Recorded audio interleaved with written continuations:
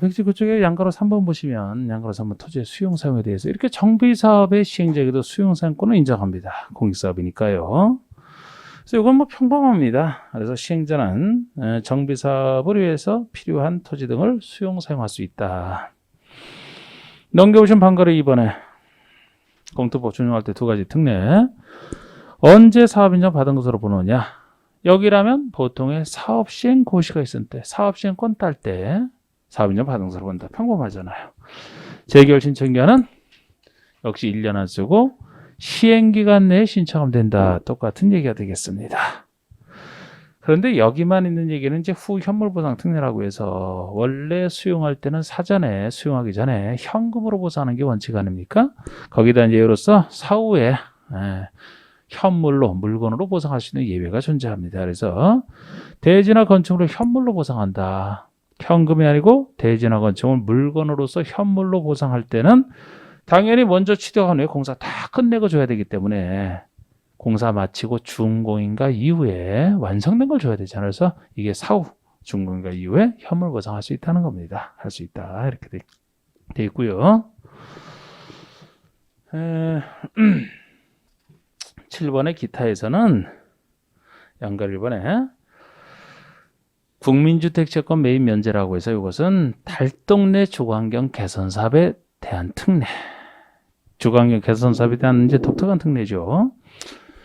원래 우리 주택도시기금법이라는 그쪽 법에서는 서민들을 위해서 국민주택채권 매입 의무를 규정하고 있어요. 원래 이건 이제 시험법은 아니죠. 그쪽 법이니까. 그래서 국민주택채권 매입 의무가 있어서 여러분들이 각종 등기 등을 한다. 건축 각종 허가 등을 받는다면 의무적으로 사야 되는 게 국민주택채권입니다. 그래서 이걸 갖고 이제 주택도시기금의 재원으로 해서 서민들이 내 집 마련에 도움을 주고 있는 건데 어느 때 안 사느냐? 주거환경 개선 사업에 따른 허가를 받는 때와 등기를 할 때는 매입에 관한 규정은 적용하지 않는다. 안 산다는 거예요. 원래는 다른 데서는 사야 되는데 왜 안 사느냐?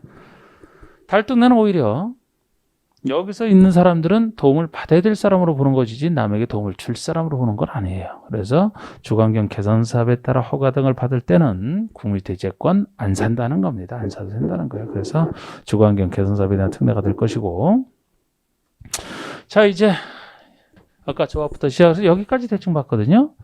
그 다음에 요거 이후에 나오는 얘기는 제가 기본 틀을 잡아드리고 항상 내용을 봤는데 여기서 또 한 번 해보면 보통 사업시행권 따고 나서 그 다음에 나오는 게 분양통지 공고 아닙니까? 요 순서대로 그대로 이 그림 순서대로 생각하시면 돼요. 순서대로. 그래서 보통 분양통지 공고는 언제까지 해야 되느냐? 사업시행 인가고시가 있을 때 요거 하면은 요때로부터 120일 내에 분양통지 공고하라. 그런데 만약에 아까처럼 우리 요걸 제가 적어놓은 게 사업시행 인가 이후에 시공자를 선정해야만 되는, 아까 토지등 소유자가 할 때는 요거 이후에 시공자를 선정했잖아요. 그럴 때만큼은 시공자와 선정 계약을 체결한 때로부터 120일이 예외적으로 적용이 됩니다. 보통은 이때로부터, 시공자를 나중에 선정하게 되면 이때로부터 120일 내에 통지 공고. 그리고 이때 알려주는 분양 신청 기간은 당사자에게 통지한 때로부터 계산해요. 신문 공고가 아니고 당사자에게 개별 통지를 한 때로부터 30일 이상 60일, 30일 이상이 통지한 때로부터 30일 이상 60일 내에서 정해지는 것이 분양 신청 기간이고, 이 신청 기간 동안에 분양 신청을 해야 됩니다. 분양 신청을 하게 되면 그자가 분양 대상자가 돼서 그자를 대상으로 요거를 수립하게 돼 있죠. 그런데 만약 분양 안 받을 사람이다. 분양 안 받을 사람, 분양 안 받을 사람 4사람이 존재해요. 분양 안 받을 사람 4사람. 이따 보시면은 신청기간 동안에 신청을 안 한 자, 신청을 했다가도 신청이 끝나기 전에 철회할 수 있거든요. 철회한 자. 아니면 아예 이 분양 신청기간 동안에 신청 자체를 못하는 사람이 있어요. 투기과일지구에서 역시 투기를 막기 위해서 투기과일지구에서는 한 번 분양받은 자는 여러 물건 가지고 있는데 투기과일지구의 정비사업에서 한 번 분양을 받은 자는 다른 데 정비사업인데 부동산이 있어도 분양 신청 못하게 돼 있어요. 5년 동안 신청 못하는 경우가 있어요. 최대 5년 동안. 이렇게 신청 못하는 자. 또 한 사람은 신청은 했지만 시행자가 관리처분을 작성해서 인가받는 과정에서 자격 없다고 제외되는 자까지 있어요. 제외되는 그 자까지. 어쨌든 분양 안 받을 네 사람 있다 보십니다. 지금 뭐 설명 다 했지만 그 사람은 물건 안 주기 때문에 이제 현금으로 협의를 해서 보상을 해야 되는데 어느 때로부터 90일 내에 그 보상에 대한 협의를 완료해야 되느냐. 이 협의 완료 기한이 90일이 이 숫자보다 어느 때로부터냐. 옛날에는 분양받을 네 사람에 대해서 나눠서 본 적이 있어요. 신청기간 동안에 신청을 안 하거나 철회한 사람은 그 분양 신청기간이 끝난 때로부터 계산한 적도 있었고 나머지는 관리처분인가. 지금은 다 통일을 했습니다. 통일을 해서 맨 마지막에 분양 안 받는 사람이 신청했지만 관리처분기 인가 과정에서 제외된 자이기 때문에 통일을 하기 위해서 관리처분기 인가 50일 다음 날부터 90일 계산해요. 관리처분기 인가 50일 다음 날부터 90일 내에 협의를 한다. 뭐 협의가 안 되면 다시 하는 거 있지만 일단 이 정도. 그리고 신청일이 끝나야 비로소 요거를 만듭니다. 요거 다음에 바로 이게 나오지 않습니까? 그래서 관리처분기를 언제 수립하느냐 그러면은 분양 신청이 끝난 때 요거를 수립하는 시기가 되는 거예요. 끝나기 전에 누가 신청했는지 모르잖아요. 이게 끝나야 신청자가 드러나니까. 그래서 그때 작성을 해서 시장으로서의 인가를 받는 것이고 이 관리처분기 내용 자체는 환지계획과 비슷하기 때문에 환지계획의 내용과 기준 중에 이제 비교를 해서 그 차이점 위주로 살펴보시면 되는 겁니다. 내용은 좀 할 게 있지만 그렇게 보시면 되고. 그래서 관리처분기 인가고시가 있다면 그 다음에 공사 시작한다 그랬잖아요. 그죠? 그래서 다른 효과가 아니고 관리처분기 인가고시가 있다. 그러면 관리처분기 인가고시가 있으면 이 관리처분기 인가고시 효과로서 대표적으로 다른 것도 있지만 세 가지 정도를 제가 항상 예를 들죠. 세 가지 정도를 듭니다. 기존 건축물 철거예요. 기존 건축물 철거 시기가 관리처분기 인가를 받은 후에 철거하는 게 원칙적 철거 시기입니다. 공사랑 맞물려 있는 효과로 생각하시면 돼요. 요거 다음에 공사를 하니까. 공사를 하기 위해서는 시행자가 공사를 하기 위해서는 기존 건축물 철거부터 들어가야 되거든요. 그러고 나서 새 건물 짓는 거 아닙니까? 그래서 보통 이때부터 철거하는데 물론 그 전에 철거할 필요가 예외적으로 있으면 미리 철거하시는 건 예외 규정이죠. 뭐 예를 들어 2.5다가 건물이 오다가 이때쯤 돼서 뭐 다 쓰러져 간다. 그럼 미리 철거할 수 있어야 되는 겁니다. 이때까지 참아야 된다. 그러다가 무너져서 사람 다치면 어떡합니까? 일정한 사유에서 미리 철거는 예외지 보통은 이때부터 철거 들어간다는 겁니다. 그리고 사용수익이 정지되는 기간. 소유자가 자기 소유물에 대해서 사용 수익을 계속하게 되면 시행자는 사업을 못하기 때문에 그 사람의 사용 수익을 금지시켜야 되거든요. 이 금지하는 건 기간이에요. 기간. 언제부터 언제까지 법에 의해서 저절로 금지가 되느냐. 그림상 요때로부터 요때 그대로 보시면 됩니다. 그러니까 관리처분계획 인가고시가 있으면 저절로 사용수익 못한다. 이때부터 못한다 보시면 되고 언제까지 못하느냐. 여기 중간에 공사 끝나고 준공 인가 받고 공사 완료 시 아니에요. 그 이후에 권리 이전 처분했을 때 권리 이전 파트에서는 소유권이 넘어가는 걸 먼저 배우고 소유권 넘어갈 때 동시에 같이 넘어가는 걸 정했기 때문에 권리 이전 고시라면 소유권 이전 고시가 똑같은 얘기입니다. 소유권 이전 고시 다음 날이 되면 새 부동산에 대한 소유권을 취득하기 때문에 그때는 소유권에 따라서 사용수익을 시작하게 되겠죠. 그래서 새 것에 대한 소유권 취득하기 직전까지 금지가 된다 보시면 돼요. 그래서 이때부터 소유권 이전 고시가 있는 날까지 금지가 됩니다. 그 다음 날이면 소유권을 취득해서 사용수익을 시작하게 되니까 그 사이에 그리고 임대차 등의 그 계약 기간을 보장해주는 각종 계약 기간을 보장해주는 규정, 계약 기간을 보장해주는 그런 규정을 적용을 안 하는 시기도 이때로 보시면 돼요. 예를 들어 주임법상 뭐 임대차 기간 보장해주는 기간이 있다. 각종 임대차 계약 기간을 보장해주는 규정을 계속 보장을 해준다라면 당신 임대차 기간 아직 남았으니까 그 사람들 내보낼 수가 없거든요. 사업을 하기 위해서는 그 사람들 당신 보장기준 이제 끝났으니까 나가세요 해야 되거든요. 그래서 관리처분 인가를 받게 되면 저절로 그때부터는 각종 기간을 보장해주는 규정은 이때부터 적용을 안 하겠다는 거. 그래야 내보내고 공사를 할 수 있기 때문에 공사 관련 효과를 생각하시면 됩니다. 그리고 여기다 이제 공사 중고인가 받고 공사하려고 오시고요. 권리점 고시하는데 뭐 아까 얘기한 거 그런 식으로 이제 보시면 돼요.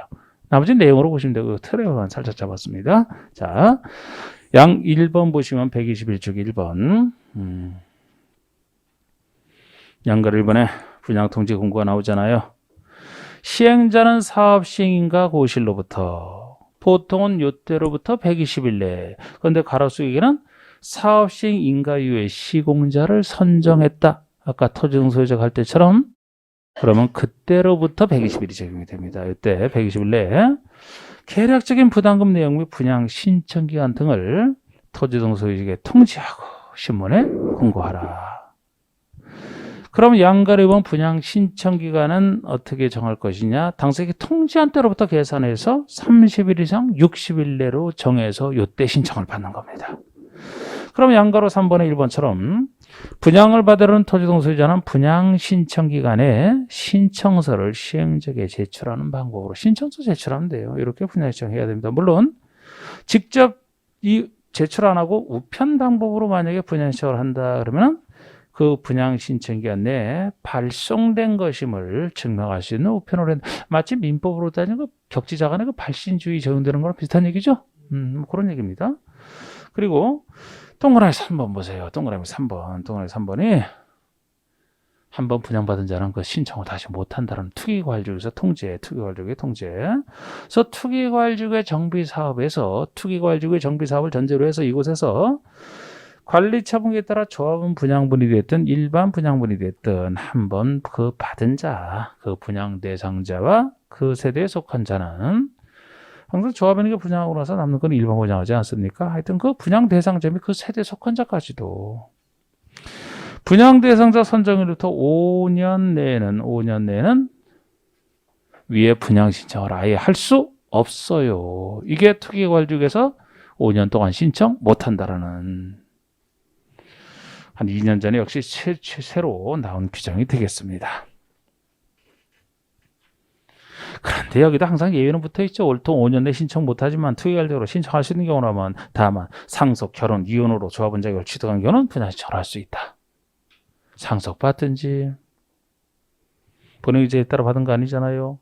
이혼을 하든지 뭐 결혼까지도 이제는 결혼하면은 신청할 수 있죠. 결혼해서 이제 새 집 마련해야 되니까 이런 경우 그런 느낌대로 보시면 되고. 자, 넘겨보시면 양가로 4번에 분양 미신청자 등에 대한 현금 정산. 그래서 시행자는 관리처분 계획이 인가고시된 다음 날로부터 이렇게 관리처분 인가고시일 다음 날로부터 90일 내에 다음 해자와 손실보상에 대한 협의를 해야 된다. 이건 협의 기한이에요. 언제부터 90일까지 하느냐 이걸 잘 보시고 이게 협의 기한인데 다만 시행자는 신청 기한 종료일 다음 날부터 협의를 시작할 수는 있다. 협의 시작은 분양 신청 끝나고 나서 시작할 수는 있어요. 그런데 앞에 나왔던 것은 언제까지 협의를 끝내야 되느냐.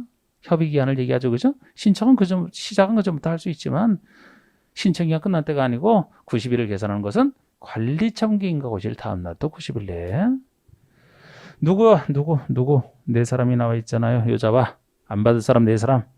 1번에 신청을 하지 아니한 자, 2번 신청기간 종료 전에 철회한 자, 3번은 투기과일주기에서 분양 신청을 할 수 없는 자, 4번에 인가된 관리처분에 따라 분양 대상에서 제외된 자, 안 받을 사람. 그 2번, 3번은 그 협의가 안 될 때 얘기고요. 협의가 안 될 때 얘기고. 됐고요. 이제 그 정도 보시면 됩니다. 그런데 여러분, 제가 아까 조합할 때 그 얘기는 살짝 안 해드렸던 것 같네요. 역시 저 기본서랑 이 요약서 좀 체계 차이가 있어서 그래요. 우리 사람수 계산할 때 몇 명으로 계산할지, 이 계산이 제 요약서에서는 그것이 추진위원회 파트에서 똑같은 동의요건 계산할 때 같이 쓰기 때문에 추진위원회 파트에 나왔고, 그래서 아까 조합할 때는 저번엔 기본서로 했기 때문에 그거를 제가 빠진 것 같은데 별건 아니고 아까 우리 조합 살림 그냥 들어만 두세요. 들어만 두시라면 또 그러나? 있어요. 어디 있냐면 107쪽에 제 사람 선정하는 게 우리 107쪽에 보시면은 맨 위에 3번에 그 1인으로 선정해야 되는 경우 있죠? 요거, 요 정도. 다른 것도 있지만 일단은 이 정도 하겠습니다. 여러분 한번 생각을 해보세요. 아까 조합 설립 추진회 만들 때나 조합의 설립인가 신청할 때나 토지동 소유자 얼마, 면적 얼마 이렇게 나오는데 그럼 토지동 소유자 계산을 어떻게 하는지 계산이 되어야 전체 수가 얼마인데 그중에 동의를 얼마 받느냐 하는 얘기 있잖아. 개발법은 좀 더 이것도 간단했죠. 그런데 여기는 개발법은 토지 소유자 하나만 있고 여기는 토지 등 소유자라 이제 여러분 산정할 때. 자, 한번 해볼까요? 간단하게. 한 사람이 여러 물건 가지고 있어요. 한 사람이 여러 물건을 여러 토지나 여러 건축물을 가지고 있다. 사람 수 계산할 때 그 사람은 몇 명으로 계산해야 됩니까? 한 명이지 당연히. 여러 물건 가지고 있다고 여러 명이 되지 않잖아요. 한 명이야 부자. 한 명이 한 명으로 계산합니다. 그럼 반대로 이번에는 하나의 물건을 2인 이상이 공유를 했어요. 하나의 물건을 여러 명이 공유하고 있다. 원래 공유자도 소유자에 들어가지만 이때 역시 공유자 수대로 사람 수를 계산할까요? 대표자 한 명으로 계산할까요? 대표자 한 명이어야 돼. 한 명. 그래야 하나의 땅을 단독 소유하고 있는 사람과 하나의 땅을 여러 명이 공유했을 때 이 두 땅의 투표 가치가 똑같아지는 겁니다. 단독 소유하고 있는 걸 한 명으로 계산하고 공유하고 있는 걸 사람 수대로 계산한다면 똑같은 땅인데 여기는 여러 표가 되지 않습니까? 말이 안 되지.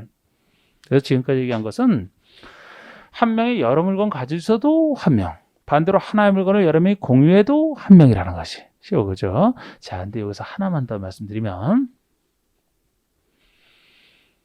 하나의 토지에 대해서 지상권이 설정되어 있다. 예를 들어 재개발사업 같은 경우는 지상권자까지도 토지용 소유자 개념에 들어가지 않습니까? 재건축은 안 들어가지만 예를 들어 재개발사업 지상권이 설정되어 있다면 하나의 토지의 소유권자는 당연히 있는 것이고 소유권자 외에 지상권자도 있는 것이죠. 몇 명으로 계산해야 돼? 2명? 1명? 1명. 하나의 토지이기 때문에 만약에 하나의 토지인데 지상권자도 거기 분명히 들어가긴 들어간다고 해서 소유자 1명, 지상권자 1명 둘로 계산하게 되면 지상권 설정 안 돼 있는 하나의 땅은 어떻게 할 겁니까? 그건 한 표밖에 안 나오는데 이건 2표가 되잖아. 역시 불평등이죠? 그래서 하나의 토지라는 점에서 소유자와 지상권자가 있다면 하나의 토지라는 점에서 대표자 1명으로 계산해야 돼요. 그들 중에서 대표자 뽑아야 됩니다. 예를 들어서. 결론은 그거 계산할 때가 가끔 계산 문제로 예전에 한 게 있는데 이래도 저래도 1명이네? 이래도 저래도 1명이네? 1명이 여러 개 가지고 있어도 하나. 하나의 물건을 공유해도 하나. 토지의 소유권과 지상권이 있다? 1명이잖아 그냥. 대표자 1명. 그 얘기야 뭐 기억, 니은, 디귿. 뭐 리을도 뭐 같은 얘기입니다. 결국 따져보면은 공유자가 서로 동일한 공유자가 또 여러 물건 가지고 있다. 역시 1명으로 계산하겠다는 거죠. 뭐. 자, 그리고 다시 122쪽으로 오셔서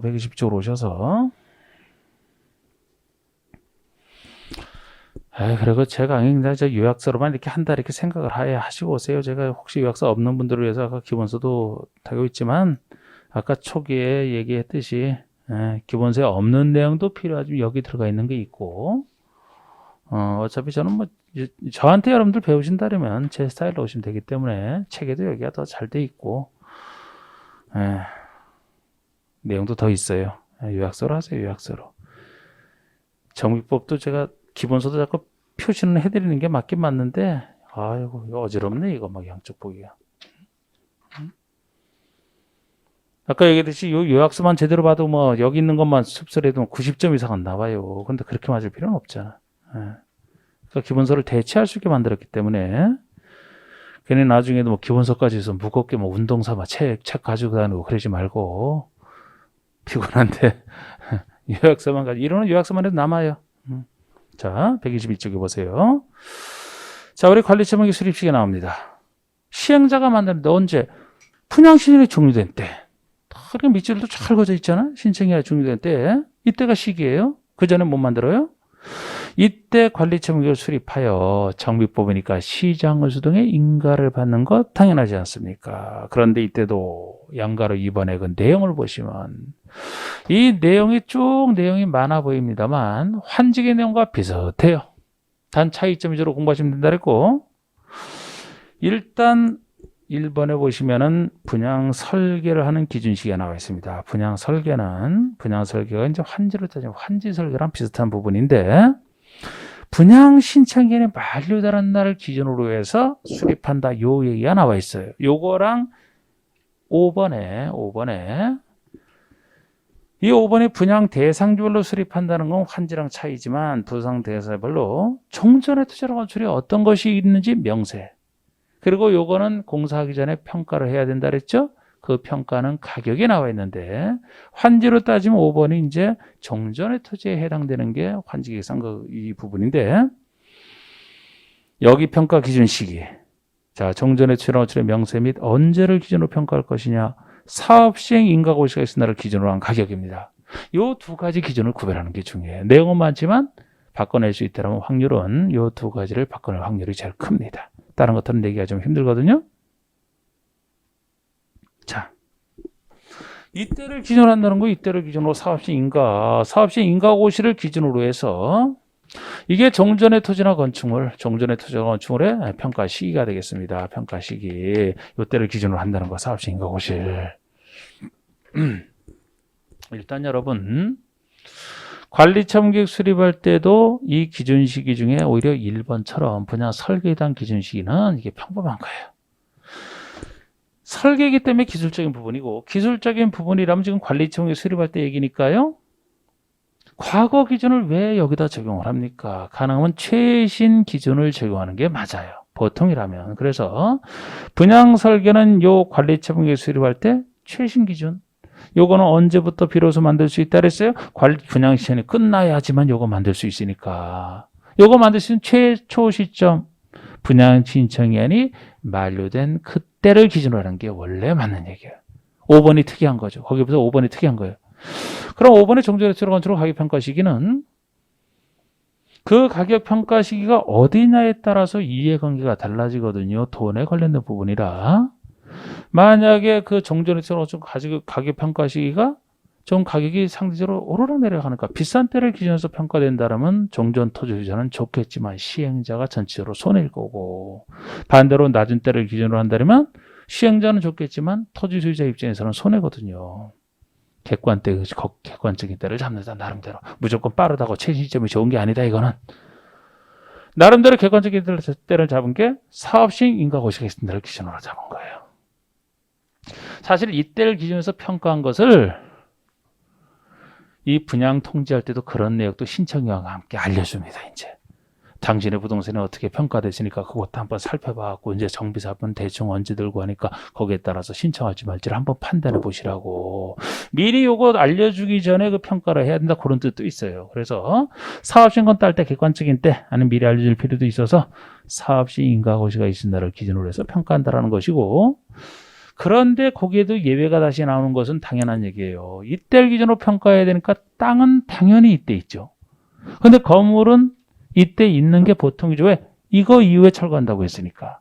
그런데 혹시 이거 전에 관리청의 인가 전에 미리 철거했던 예외 중에서도 혹시 사업시 인가 전에 철거됐다, 그림처럼 이때 철거됐다면 이때 이 시점에서는 건물은 없기 때문에 없는데 어떻게 평가를 합니까? 없어지기 전에 평가를 해야 되기 때문에 예외가 나오는 거예요. 예외가 나온 거예요. 그래서 미리 철거할 때는 시장으로서 허가를 받았는데 그걸 얘기합니다. 괄호 속에 사업시 인가 전에 철거된 건축물이다 그러면은 시장으로서 등에게 허가받은 날을 기준으로 단 가격이 될 수밖에 없잖아요. 미리 철거 허가를 받고 나서 철거하니까 허가받은 그때만 철거되기 직전이니까, 전이니까. 이 두 가지 기준 시기를 좀 잘 구별해 보시고 나머지는 대충 이제 예를 들어 5번이 종전 토지에 대한 얘기를 하면은 새로 주는 거 환지 같은 경우가 바로 3번이 되는 거예요. 3번. 무엇을 줄 것이냐? 분양 대상자별로 수립하는 건 그쪽과 차이라고 했고, 분양 대상자별, 앞으로 분양 예정인 대전어철의 추산액이 나오지 않습니까? 앞으로 줄 물건에 대한 추산액. 이런 추산액이 나오기 때문에 청산금 명세가 없다라는 것은 뭐 고객역이랑 똑같은 얘기고 이렇게. 그리고 4번 같은 경우는 다음에 해당하는 각종 보류주택의 명세도 있어요. 보류주택의 명세라고 해서 가나다라, 가번이 뭐 일반 분양분, 뭐 그 아래 임대주택은 어떻게 짓고 이런 거 나오는 거. 그러니까 3번을 통해서 조합원에게 주는 것이 3번이라면 조합원에게 주고 나서 남는 것은 마치 환지로 안 하고 남겨놓는 게 보류지처럼 가번의 일반 분양분 같은 게 이제 보류주택의 명세에 들어가는 거예요. 일반 분양분은 어느 정도를 누구에게 어떻게 주겠다 이런 거. 이런 게 이제 들어갑니다. 그리고 6번의 정비사비 추산액 및 그에 따른 조합원 분담 규모 및 분담 시기. 정비사비가 전체 얼마 들어갈 것이고 그 전체 정비사비가 얼마 들어가니까 그에 따라 조합원들이 분담해야 되잖아요. 조합원들이 각각 얼마씩 분담할지 언제까지 분담할지 그런 것들도 들어갑니다.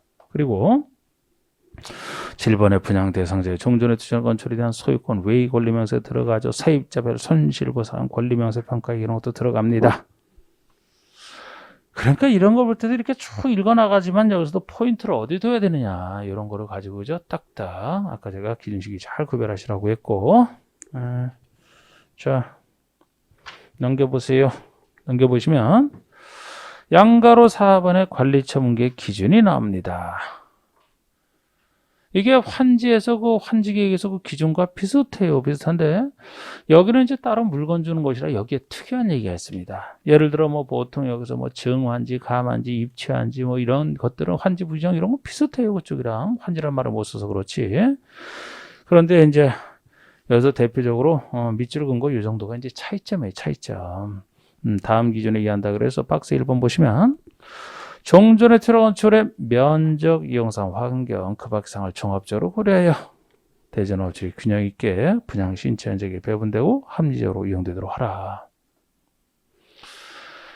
이것도 제가 면적, 이용상, 환경에다 그냥 밑줄을 거는 게 정비법에서 그 종전의 토지나 환지 가격 결정하는 요소 따질 때는 이거랑 비슷한 얘기가 그쪽이나 이쪽이나 지금 밑줄 건 면적, 이용상, 환경 따지는 것은 공통된 얘기고 여기 없는 즉 개발법에 있는 얘기가 위치, 지목, 토질 수리가 있거든요. 위치, 지목, 토질 수리가 있는데 그것까지 포함해서 그쪽은 이것까지 여기는 세 가지만 있거든요.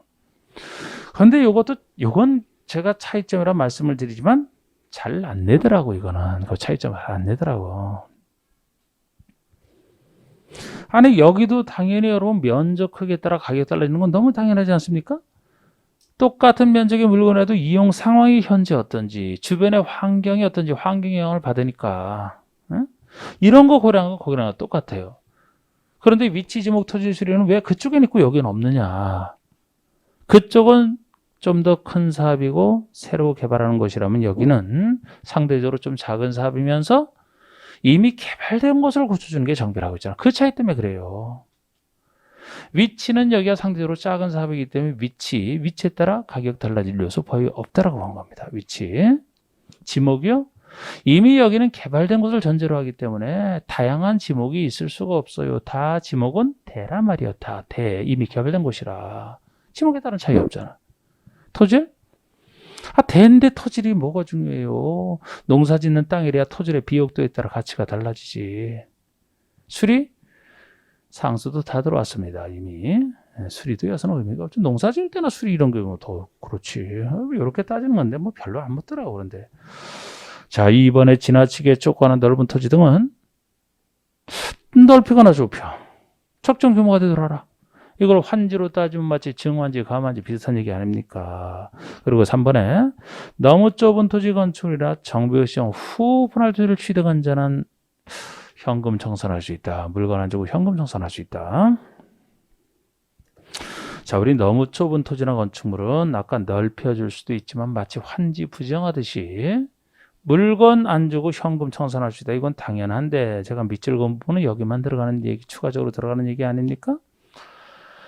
정비구역 지정 후에 분할 토지를 취득한 자예요. 그 구역 지정 전이 아니고 이미 구체적으로 구역이 지정된 때로부터 이제 주로 투기 통제를 한 장치가 발동되기 때문에 그 전에 들어온 사람은 투기랑 관련 없다고 보통 보는 거야. 보통. 그래서 구역 지정 전에 분할 토지를 취득한 자 신청하면 물건 줘야 됩니다. 그런데 구역 지정 이후에 분할된 토지를 취득한 자는 투기랑 관련이 있을 수 있다고 봐서 그 사람이 신청해도 시행자 재량으로 그자에게 물건 안 주고 현금 청산할 수도 있게 하는 거예요. 현금 청산할 수 있다 아닙니까? 시행자 재량이죠 이거. 그래서 만약에 이런 경우라면 아까 분양 신청을 했지만 관리총 인가 과정에서 제외되는 자가 이럴 때 생길 수가 있는 거지. 시행자가 물건 줘도 되니까요. 물건 안 주고 현금 줘도 되니까. 그리고 4번처럼 재해나 위생상 위해를 방지하기 위해서, 자, 위해 방지를 위해서라면은 뭐를 못 하겠느냐? 위해 방지를 해서는 다 할 수 있다 이렇게 보시면 되죠. 위해를 방지하기 위해서인데 토지 규모를 조정할 특별한 필요가 있다. 그러면 너무 좁은 틀을 넓혀줄 수도 있고 토지 가름하여 현금으로 보상할 수도 있고 건축의 일부와 대지 있는 지분을 교부할 수도 있다. 마치 입지한처럼 물건 줄 수도 있고 뭐 여러 가지 다 할 수 있다 보세요. 재해를 방지해서 필요한 경우라면.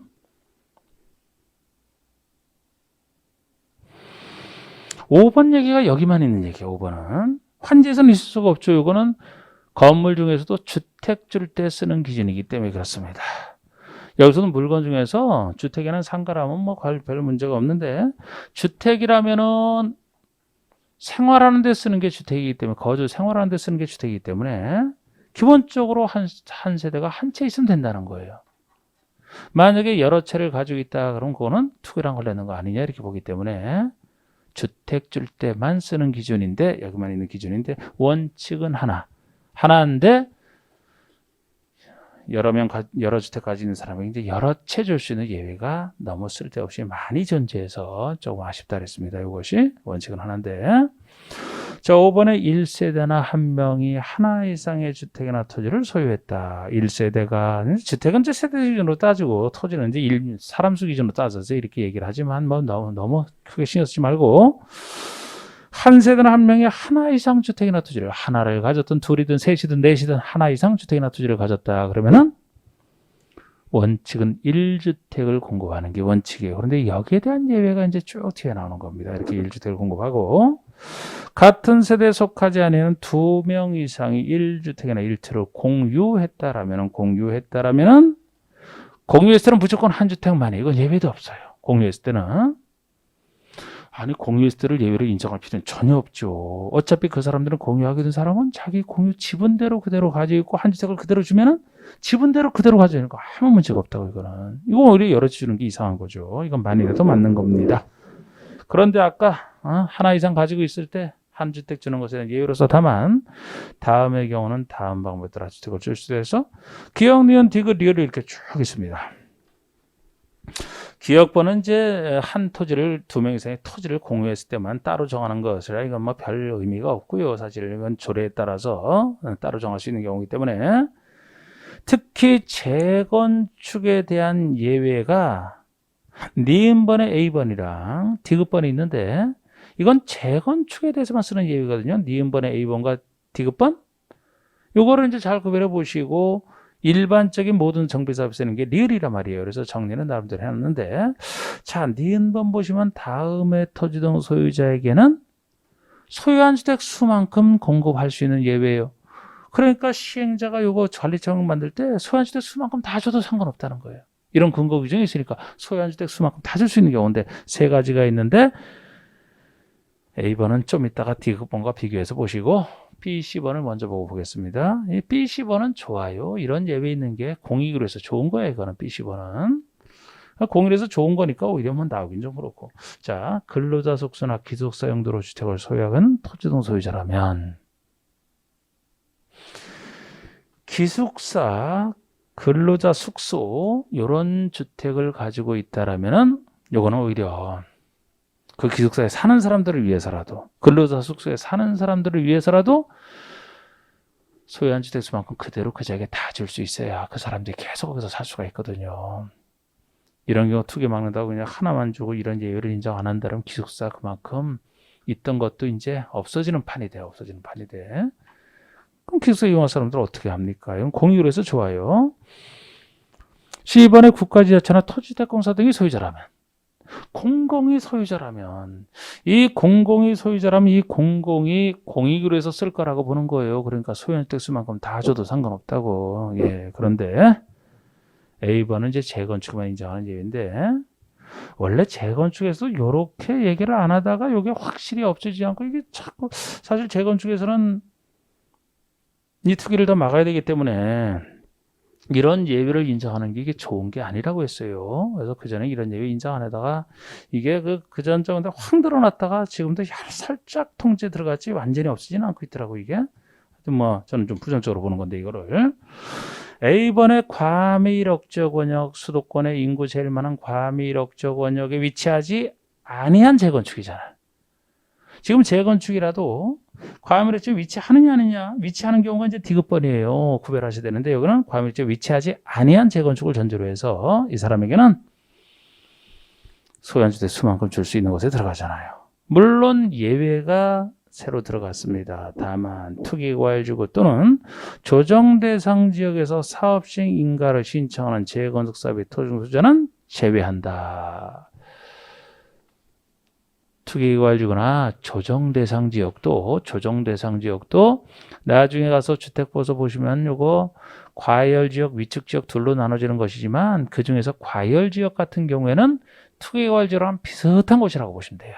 그래서 이렇게 투기를 막아야 되는 이런 곳에서 사업시행 인가를 신청했다 그러면은 그때는 여기서 제외가 되니까 이런 얘기가 들어가면 이때는 소유주택 수만큼 줄 수가 없고 이렇지 않은 걸 전제로 해서 소유주택 수만큼 다 줄 수 있다는 얘기가 되는데 디귿번 보세요.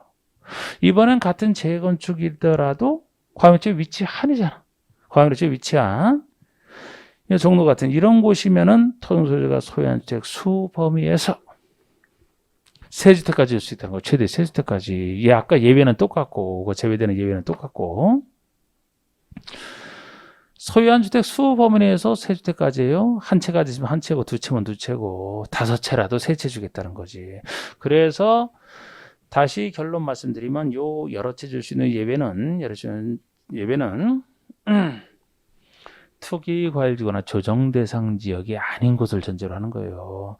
애초에 투기과열지구나 조정대상 지역은 투기 우려 때문에 물론 사업시행 인가를 최초로 신청한다면 그 얘기는 들어가야 되겠지만 원칙대로 가서 주겠다는 겁니다. 원칙대로 가서 그런 곳이 아닌 재건축 중에서도 다시 과밀억적 원역이냐 아니냐에 따라서 둘 중에서는 그래도 과밀억적 원역을 더 통제해야 되기 때문에 과밀억적 원역이라면 최대 3주택까지. 과밀지역이 아닌 것이면 소유한 주택 수만큼 다 줄 수 있다. 이렇게 이제 되는 것이죠. 여러분들 사는 여기 서울은 어때요? 서울에서 여기서 재건축을 한다 그러면 이 규정에 따라 이렇게 본다면 몇 채까지 줄 수 있는 거예요? 여기는? 여기는 과밀억적 원역인데?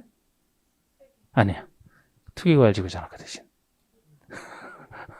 그렇죠. 이 규정에 따라서는 소유한 주택 수만큼 세 주택 다 못 주는 거야. 하나로 들어가야 돼, 하나로. 근데 그런 경우도 엄밀하게는 이제 뭐 리을번에 따라서 또 이 리을번 요건을 가지고 두 주택 줄 수 있는 경우도 있지만, 서울 전역이 투기과열지구라고 했잖아요. 그래서 아까 그 과밀억적 원역이기도 하지만 그래서 투기과열지구냐 조정대상 지역이냐 요거부터 따지고 아닌 걸 전제로 해서 이제 과밀억적 원역이면 세주택 아닌 것이면 소유주택 수만큼 다 이런 식으로 조금 복잡하게 됐어요. 그래서 투기과열지구 이런 얘기가 현 정부에서 나온 건데 아예 그냥 이거를 그냥 이렇게 해서 통제하는 것도 있지만 더 조금 더 복잡하게 됐죠, 그죠? 아예 없앴으면 우리 공부하는 사람 시원했을 텐데. 리을번은 이제 재건축을 떠나서 모든 정비 사업에 있어서 능력되는 사람에겐 2주택 줄 수 있다는 얘기가 되겠습니다. 능력되는 능력 범위 내에서. 물론 그냥 2주택 다 준다면 욕먹으니까 이제 그중 한 주택은 서민용 아주 작은 주택으로만 줘라 그래서 서민들의 임대용으로 쓰라고 이렇게 얘기를 하고 있지만 그래서 이제 그 얘기입니다. 이건 재건축에 국한되는 건 아니에요. 그래서 분양대상지별 종전의 투자 노출의 가격 아까 평가된 종전의 재산 또는 재산이 안 되면 종전의 전용 면적 범위에서 2주택을 공급할 수 있다는 거예요. 그러니까 어떤 사람이 종전의 재산 기준에서 2주택 받을 수 있는 사람은 그 자기 2주택을 재산이 안 돼도 종전의 면적 기준에서 2주택 받을 수 있다면 면적 기준 내에서 줄 수 있다는 얘기고, 반드시 이 중 한 주택은 전용 면적 60 이하라는 거. 60 이하. 소형 주택이 60 이하라고 있잖아요. 공유주택 규모인 85 이하도 아니고. 그래서 이 경우는 이제 두 주택을 주되 큰 주택에서는 본인이 받아 살면 되고, 그 대신 반드시 한 주택은 60 이하로 주게 되면 여기서 본인들이 살 건 아니잖아요. 집어넣는 사람에서 서민용으로 쓰라. 뭐 그런 식으로 좀 비난을 피하기 위해서. 다만 60 이하로 공급받은 한 주택은 소유권 이전 시 다음 날로부터 3년이 지나기 전에 주택을 전매하거나 전매를 하선할 수 없다. 요것만 3년 전매 제한에 걸려요. 60 이하짜리만. 그러니까 이거 큰 주택은 이제 전매 제한은 안 걸리고 60 이하짜리라면 바로 팔지 말고, 아까 이거 서민들에게 임대용으로 쓰라 그런 취지이기 때문에 최소 3년 동안은 전매하지 말고 본인이 가지고 있으면서 서민용으로 임대용으로 써라 그런 취지로 보시면 돼요. 그래서 60 이하짜리만 3년 전매 제한에 걸립니다. 이렇게. 그러면 뭐 여기서도 뭐 다른 것들은 나중에 살짝 제가 추가하면 될 것이고, 네, 10분 쉬었다가 여기서 하겠습니다. 10분 쉬었다가.